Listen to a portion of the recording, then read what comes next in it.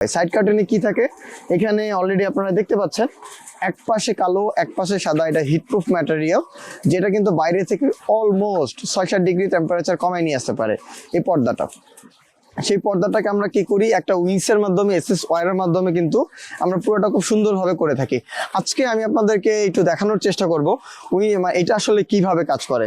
আপনারা অলরেডি অনেকেই জানেন যে এটা কিভাবে কাজ করতে, তারপর দেখাচ্ছি যারা নতুন আছেন তাদের জন্য খুব সহজেই যে এটা উঠানো যায়। এটা আমার ডান হাত, এটা আমার বাঁ হাত, দেখেন বাঁ হাত দিয়ে আমি তুলতেছি। এটা একটু পুরোটা দেখবেন, শুরু থেকে আমরা চেষ্টা করতেছি এই মাথা থেকে ওই মাথা পর্যন্ত দেখানোর জন্য।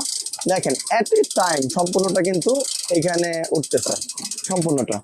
আবার আমি কিন্তু আবার যদি বাঁ হাত দিয়েই উল্টা দিকে যদি ঘুরাই এটাকে, তাহলে দেখবেন যে আবার কিন্তু এটা এই যে নামা শুরু করছে খুব সহজভাবেই।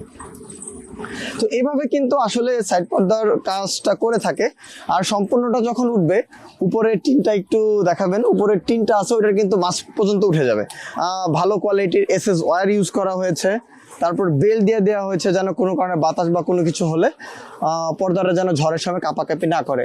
দুই পাশ দিয়ে ব্লক করে দেওয়া হয়েছে অ্যালুমিনিয়াম ফ্ল্যাটবোর্ড দিয়ে, যেন কোনোভাবেই বাহির থেকে যেই আপনার বাতাসটা আছে সেটা ঢুকে ভিতরে আমাদের কন্ট্রোল সেটের কন্ট্রোলারের মাধ্যমে যেই তাপমাত্রা আছে সেটা যেন নষ্ট না হয়ে যায়।